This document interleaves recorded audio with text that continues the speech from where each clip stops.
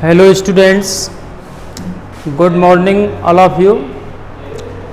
आज हम आपको एक नया चैप्टर या नया एक बिंदु पढ़ाने जा रहे हैं और नया बिंदु शुरू कर रहे हैं। तो वो पूरा का पूरा हमारा टेंस से ही रिलेटेड है, जिसको अपन वॉइस के नाम से जानते हैं।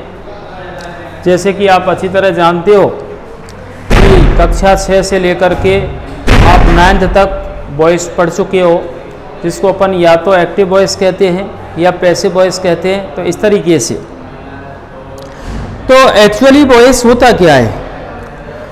पहली बात तो ये है कि वॉइस वाच्य जिसको हिंदी में कहते हैं, वॉइस को क्या कहते हैं? वाच्य कहते हैं। तो कहने का सेंस ये होता है कि कोई वाक्य है, कोई कही गई बात है तो वही वाच्य होता है। लेकिन उस कहने के तरीके में दो पैटर्न होते हैं। कहने का जो तरीका है वो दो प्रकार का होता है। एक तो होता है एक्टिव वॉइस और एक होता है पैसिव वॉइस। एक्टिव वॉइस को हिंदी में कर्तृवाच्य कहते हैं, जिसमें कर्ता की वैल्यूएशन होती है। कर्तृ मीन्स कर्ता, यानी कर्ता के अनुसार जब क्रिया लगती है तो वो एक्टिव वॉइस है। और जब क्रिया कर्ता के अनुसार ना लग करके कर्म के अनुसार लगाई जाती है, या पैसिव वॉइस को हम कर्मवाच्य कहते हैं, तो उसमें क्या होता है कि सब्जेक्ट के अनुसार क्रिया ना लग करके ऑब्जेक्ट के अनुसार क्रिया लगती है। टेंस परिवर्तन होता है, क्रिया परिवर्तित होती है। तो बोलने का हिंदी में भी तरीका अलग होता है, तो वो पैसिव वॉइस है। वैसे एक्टिव और पैसिव दोनों ही एक दूसरे के क्या हैं बेटा? विलोम शब्द हैं। एक्टिव सक्रिय और पैसिव निष्क्रिय। अब एक्टिव कौन होता है? सब्जेक्ट एक्टिव होता है, और यदि सब्जेक्ट पैसिव है तो पैसिव वॉइस है। एक्टिव का मतलब जिसके अनुसार क्रिया का लगना तय होता है। तो हम आज आपको पढ़ाने जा रहे हैं वॉइस। क्या पढ़ाने जा रहे हैं? वॉइस। और वॉइस को अपन क्या कहते हैं? हिंदी में वाच्य कहते हैं। क्या कहते हैं? वॉइस को वाच्य कहते हैं। ठीक है ना?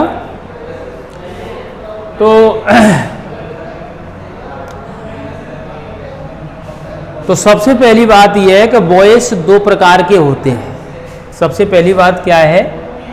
वॉइस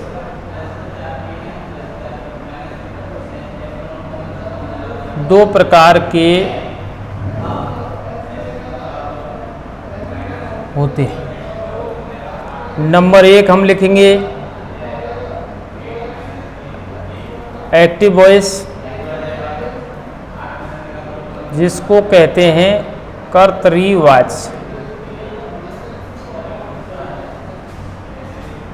दूसरा है पैसिव वॉइस, जिसको कहते हैं अपन कर्मवाच्य। ठीक है ना? तो एक एक्टिव वॉइस है और दूसरा कौन सा है? पैसिव वॉइस है। अब एक्टिव वॉइस क्या होता है और पैसिव वॉइस क्या होता है, ये समझना है सबसे पहले। तो सबसे पहले हम नंबर 1 डाल के लिखेंगे आपको एक्टिव वॉइस। एक्टिव वॉइस जिसको कहते हैं कर्तृवाच्य। क्या कहते हैं? कर्तृवाच्य। ठीक है ना? तो इसका मतलब है कर्तृवाच्य क्या होता है? जब किसी अंग्रेजी वाक्य में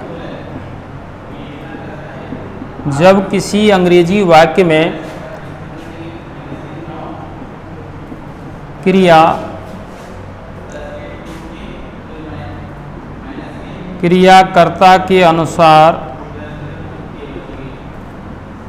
लगाई जाती है।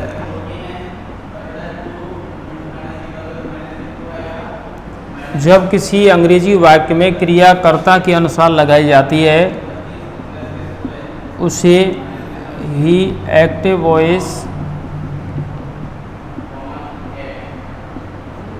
कहा जाता है। ठीक है ना? उसे क्या कहा जाता भैया? एक्टिव वॉइस कहा जाता है। जैसे सेंटेंस हम लें,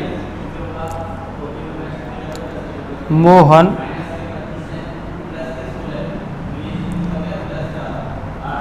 प्लेस फुटबॉल। अब हमने टेंस पढ़ लिए हैं, और टेंस पढ़ लिए तो हमें पता होना चाहिए कि मोहन सिंगुलर सब्जेक्ट है यहाँ पर, और मोहन सिंगुलर सब्जेक्ट होने के साथ साथ प्ले वर्ब में प्रेजेंट इंडेफिनेट होने के साथ ये एस लिया है इसने। एस नहीं बल्कि एस ही लगेगा, ठीक है ना, ES लगने का नियम अलग है। तो मोहन प्लेस फुटबॉल, तो मोहन फुटबॉल खेलता है, तो मोहन जो सब्जेक्ट है, मोहन कौन है, प्लेस क्या है, वर्ब है, और ये क्या है, ऑब्जेक्ट, ठीक है ना।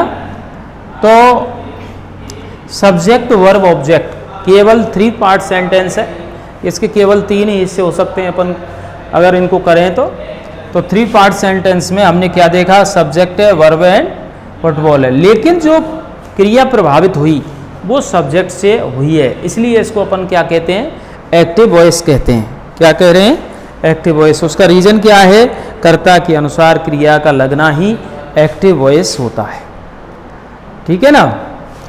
इसके बाद जो है आप नंबर 2 पर चलोगे, उसको क्या आप बोलेंगे, आप पैसिव वॉइस।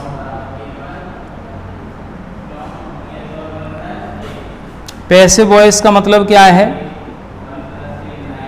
कर्मवाच्य। जब किसी वाक्य में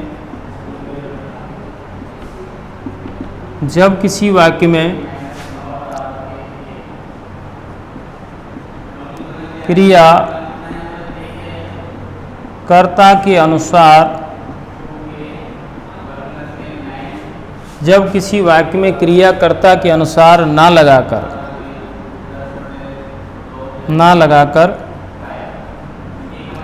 कर्म के अनुसार लगाई जाती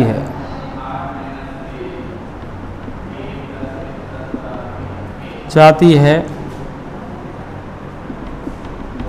उसे हम पैसिव वॉइस कहते हैं। जब किसी वाक्य में क्रिया कर्ता के अनुसार ना लगाकर कर्म के अनुसार लगाई जाती है उसे हम पैसिव वॉइस कहते हैं। अब देखिए इसी वाक्य को अब हम क्रिया कर्ता मोहन के अनुसार नहीं लगाएंगे बल्कि कर्म के अनुसार लगाएंगे, और कर्म कौन है इसमें, फुटबॉल है। तो सबसे पहले हम किसको लिखेंगे, फुटबॉल को लिखेंगे। किसको लिखेंगे, फुटबॉल को लिखेंगे। फिर टेंस परिवर्तित होगा, प्रेजेंट इंडेफिनेट जो है अपनी क्रिया छोड़ करके कंटिन्यूअस की क्रिया लेता है। कंटिन्यूअस का मतलब ऐसा नहीं होता, केवल हेल्पिंग वर्ब लेता है, वो मेन वर्ब टच नहीं करता। तो यहाँ पर अपन क्या करेंगे, फुटबॉल सिंगुलर सब्जेक्ट है, कोई भी गेम है तो यहाँ पर टेंस परिवर्तित होकर के क्रिया कौन सी आ गई आपकी, इज। अगर ये प्लूरल होता ऑब्जेक्ट तो आर लगाते, और ये आई होता तो एम लगाते, ठीक है ना। तो इंडेफिनेट जो होता है वो सहायक क्रिया कंटिन्यूअस के लिए लेता है। तो यहाँ पर फुटबॉल इज प्लेड। एक्टिव से पैसिव बनाते समय हमेशा मुख्य क्रिया की थर्ड फॉर्म लगाते हैं। एक्टिव से पैसिव बनाते समय हमेशा मुख्य क्रिया की कौन सी फॉर्म लगाते हैं, तो football is played by Mohan. Football is, तो आपको यहाँ पर केवल ये समझना है कि जो चेंज हुआ है एक्टिव से पैसिव में, तो हमने जो मोहन सबसे पहले लिखा हुआ था उसके स्थान पर हमने क्या लिखा, फुटबॉल लिखा। अब फुटबॉल लिखा है तो भैया क्या है, फुटबॉल ऑब्जेक्ट है। ऑब्जेक्ट किसके स्थान पर आ गया, सब्जेक्ट के स्थान पर आ गया। सब्जेक्ट के बाद में टेंस बदलता है, अगले टेंस की क्रिया लेता है, ठीक है ना। फिर आपका प्लेड जो है मुख्य क्रिया थर्ड फॉर्म, और जिस कर्ता को कर्म बनाते हैं उससे पहले वाई लगाते हैं, और मोहन।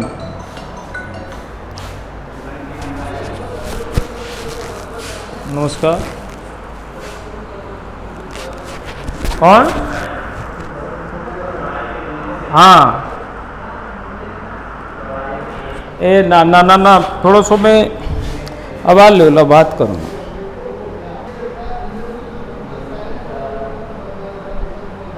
हाँ,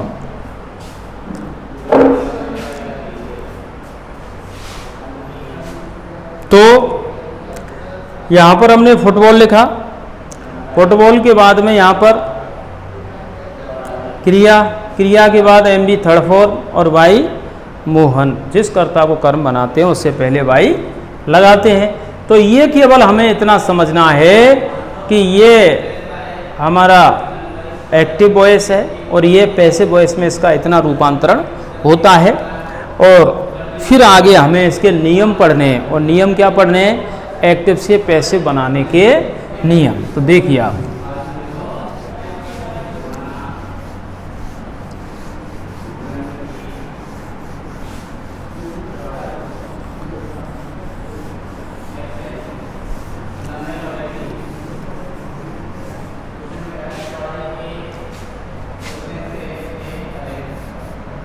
ऊपर आप हेडिंग डालोगे। अब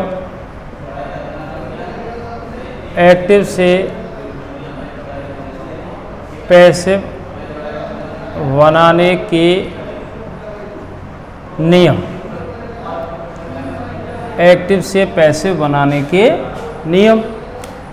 तो इसके लगभग हमारे मुख्य नियम जो हैं वो 6-7 हैं, वो तो पढ़ने ही है। फिर इसके बाद सेंटेंस पढ़ते हैं अपन, और इसमें 5 प्रकार के वाक्यों का एक्टिव से पैसिव रूपांतरण पढ़ा जाता है। तो नियम नंबर जो फर्स्ट है वो ये है, एक्टिव से पैसिव बनाते समय, एक्टिव से पैसिव बनाते समय सब्जेक्ट को ऑब्जेक्ट एवं ऑब्जेक्ट को सब्जेक्ट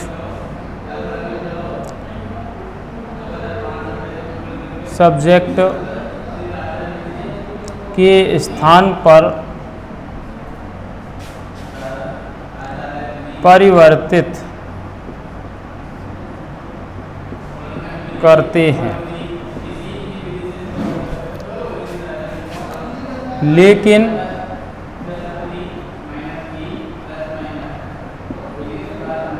विशेष परिवर्तन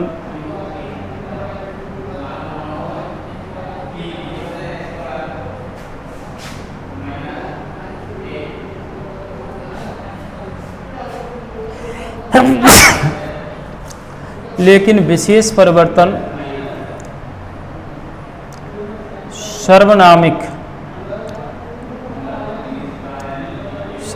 का मतलब है सर्वनाम के, सर्वनामिक सब्जेक्ट एवं ऑब्जेक्ट के मध्य होता है। जैसे एज मीन जैसे आई सब्जेक्ट आ गया, हमने ऊपर लिख दिया ये सब्जेक्ट है हमारे और ये हमारे क्या है, ऑब्जेक्ट। इन दोनों का आपस में अपन एक्सचेंज करते हैं कि सब्जेक्ट सर्वनाम वाले होते हैं, प्रोनाउन सब्जेक्ट ऑब्जेक्ट हैं जिनको पर्सनल प्रोनाउन कहते हैं, उनमें चेंज होता है। जैसे आगे है आई आया है, तो आई को जब हम ऑब्जेक्ट बनाएंगे तो ये क्या हो जाएगा, मी हो जाएगा, और मी को अगर ऑब्जेक्ट्स के हम सब्जेक्ट के स्थान पर ला रहे हैं तो क्या हो जाएगा, आई हो जाएगा। बी का क्या होगा भैया, अस हो जाएगा, अस का बी हो जाएगा। यू का दोनों पक्षों में यू ही रहता है, यू सब्जेक्ट भी होता है और यू ऑब्जेक्ट भी होता है। ही का क्या हो जाएगा, हेम का क्या हो जाएगा, ही। शी का क्या हो जाएगा, हर का सी। दे का देम और देम का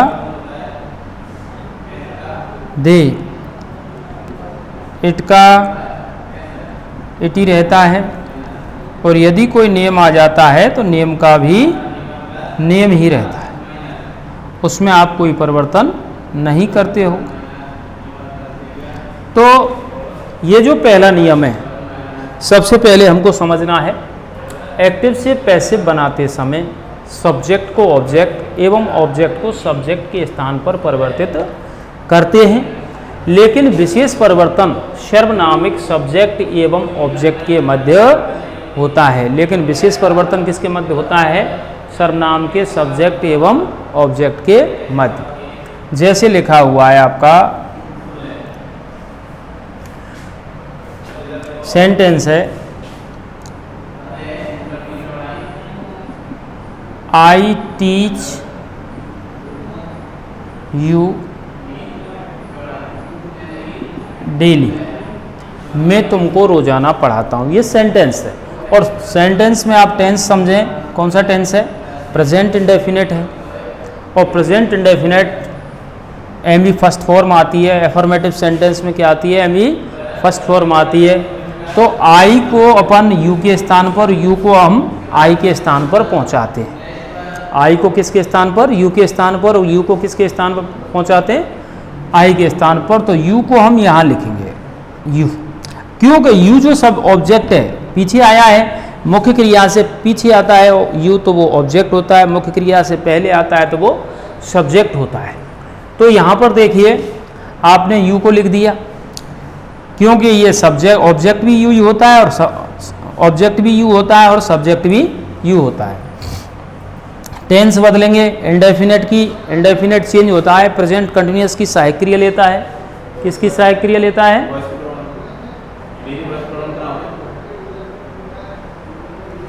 ठीक है ना? तो टेंस परिवर्तन करेंगे तो यू के साथ इजारे में से किसको फॉलो करेंगे? अपन आर लगाएंगे। एम बी थर्ड फॉर्म लगाते हैं। एक्टिव से पैसे बनाते समय मुख्य क्रिया कौन सी फॉर्म आती है भैया? M B third form. जिस सब्जेक्ट को ऑब्जेक्ट बनाते हैं उससे पहले अक्सर वाई लगाते हैं। तो हमने वाई और वाई आई को पीछे ले जाएंगे तो क्या हो जाएगा? मी, और डेली समय का उसी स्थान पर। तो केवल ये देखना है हमने कि यू को हम इस स्थान पर लाए और आई को हम बाई लगा के पीछे लगे। बाई क्यों लगाया? ऐसा नियम है कि जब सब्जेक्ट को ऑब्जेक्ट बनाते हैं तो उससे पहले अक्सर बाई लगाते हैं। ठीक है ना? तो पहला नियम हमारा इस तरीके का है। दूसरा एग्जाम्पल भी देखिए,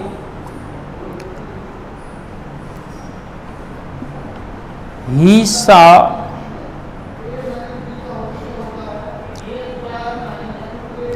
them at the bus stand।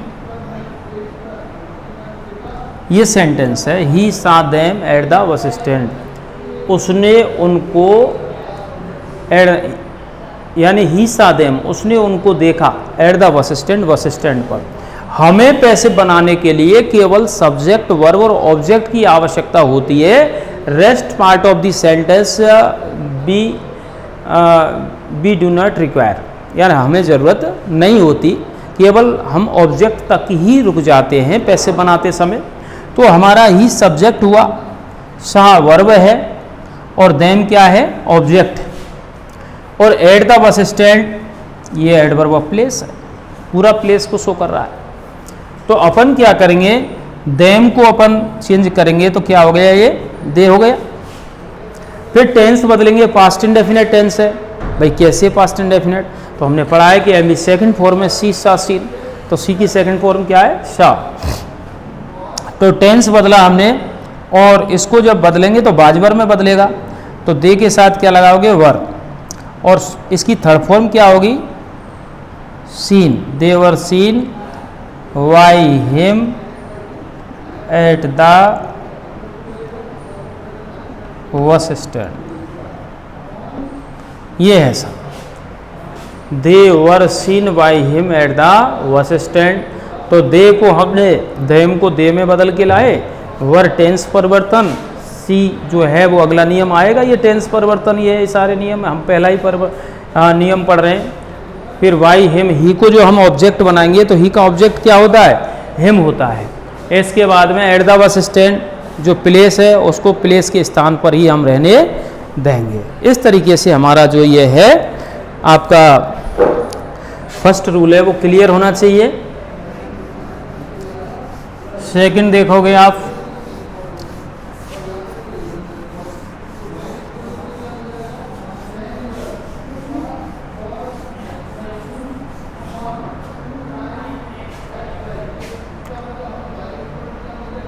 Rule number second, rule number second है आपका एक्टिव से पैसिव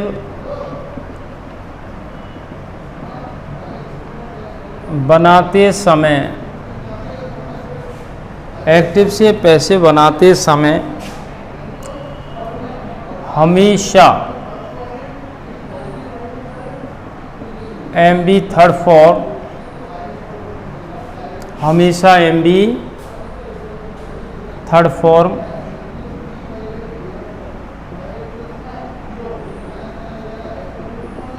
एक्टिव से पैसिव बनाते समय हमेशा MB थर्ड फॉर्म लगाते हैं। तो मुख्य क्रिया ही थर्ड फॉर्म ही लगाते हैं, ये फिक्स नियम याद करना है आपको। जैसे कोई भी कंडीशन है, सेंटेंस है ही इज प्लेइंग क्रिकेट, ये सेंटेंस ले लिया, ही इज प्लेइंग क्रिकेट, वो क्रिकेट खेल रहा है।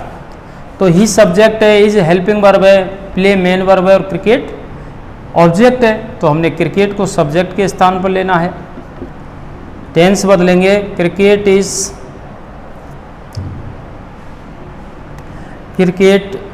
अब टेंस बदलता है, HRM प्लस ING को HRM बीइंग में चेंज करते हैं। किस में बदलते हैं?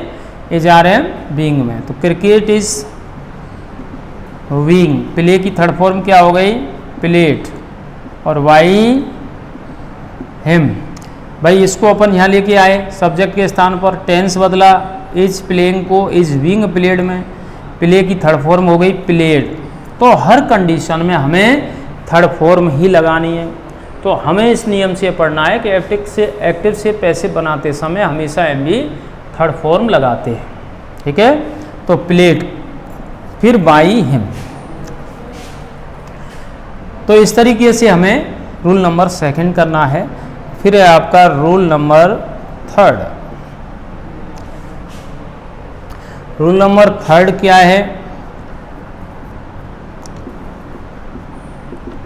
एक्टिव से पैसिव बनाते समय, एक्टिव से पैसिव बनाते समय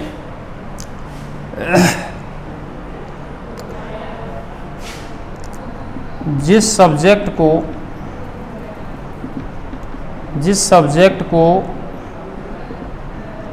ऑब्जेक्ट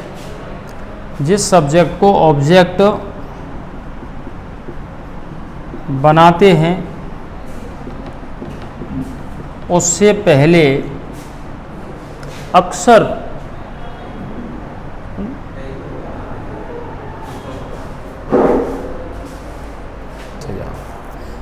एक्टिव से पैसिव बनाते समय जिस सब्जेक्ट को ऑब्जेक्ट बनाते हैं उससे पहले अक्षर वाई लगाते हैं। उससे पहले अक्षर, जैसे हमने अब तक आपको जितने भी एग्जाम्पल्स दिए हैं उसमें सब में आपको वाई लगा हुआ मिला है। लेकिन फिर भी आप इस बात पर फोकस करें, जैसे कि Ram writes a letter, Ram writes a letter, Ram एक पत्र लिखता है। तो Ram subject here, a letter is object here and writes is verb here. तो यहाँ पर ये सब्जेक्ट है, ये वर्ब है and a letter is object. तो हमको वही है चेंज, अब तो ये लेटर टेंस बदल के इज आ जाएगा, राइट की थर्ड फॉर्म क्या हो जाएगी भैया? रिटन, और इससे पहले क्या करेंगे? Why Ram, a letter is written by Ram. ये आपका, यानी आपको इस बात पर ध्यान देना है कि राम अर्थात किसी भी पैसिव वाक्य में जब हम एक्टिव से पैसिव पर जाते हैं, जब सब्जेक्ट को अंत में ले जाते हैं उससे पहले अक्षर वाई लगाते हैं। अब हमने अक्षर शब्द क्यों लगाया, हमेशा क्यों नहीं लगाया? अक्सर इसलिए लगाया कि कुछ क्रिया शब्द ऐसे हैं जो अलग प्रीपोजिशन रिक्वायर रखते हैं। जैसे आपको बताया जाएगा इन शब्दों के बारे में, जैसे प्लीज वर्ब है, सेटिस्फाई वर्ब है, इनके साथ विद लगाते हैं, इनवाइट है, मैरिड है, नो है, इनके साथ टू लगाते हैं, अलार्म है, सरप्राइज है, इनके साथ एट लगाते हैं। तो ये सारी बातें आपको नेक्स्ट बताएंगे, लेकिन जहाँ तक आपको तीसरा बिंदु बताया गया है इस पर गौर करें। इसके बाद हम पढ़ेंगे नियम नंबर हमारा, इसके बाद होगा हमारा नियम नंबर कौन सा, 4th होगा, जो बहुत ही इम्पोर्टेंट है। उसके इम्पोर्टेंट होने की वजह क्या है, क्यों है वो इतना इम्पोर्टेंट? क्योंकि पैसिव बिना टेंस परिवर्तन के नहीं बन सकता, और हमें चौथे नियम में या नियम नंबर 4th में हमें टेंस परिवर्तन सीखना है। ठीक है ना? तो ये हमारी सबसे बड़ी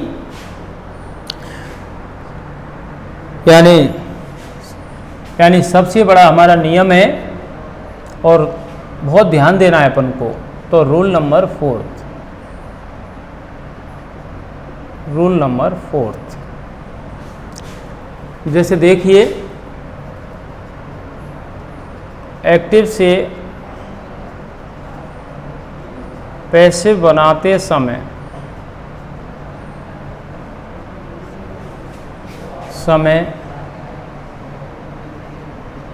एक्टिव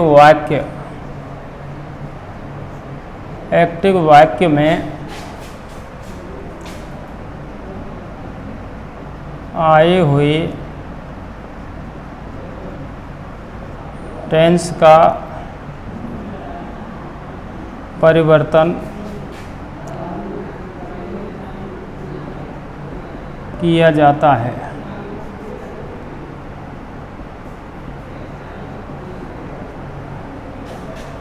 लेकिन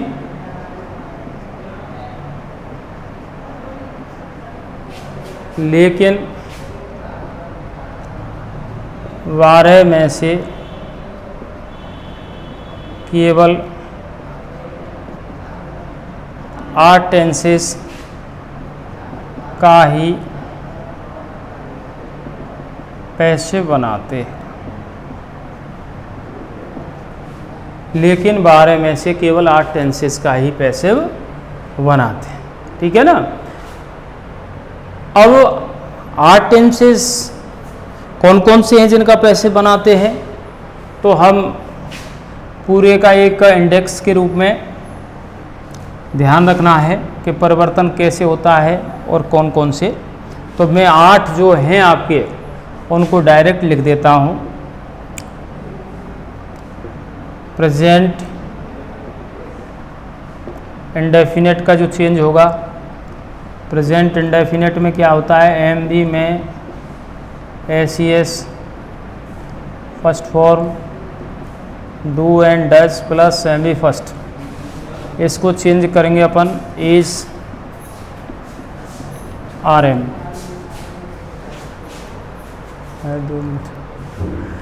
ठीक है। दूसरा है प्रेजेंट कंटिन्यूअस,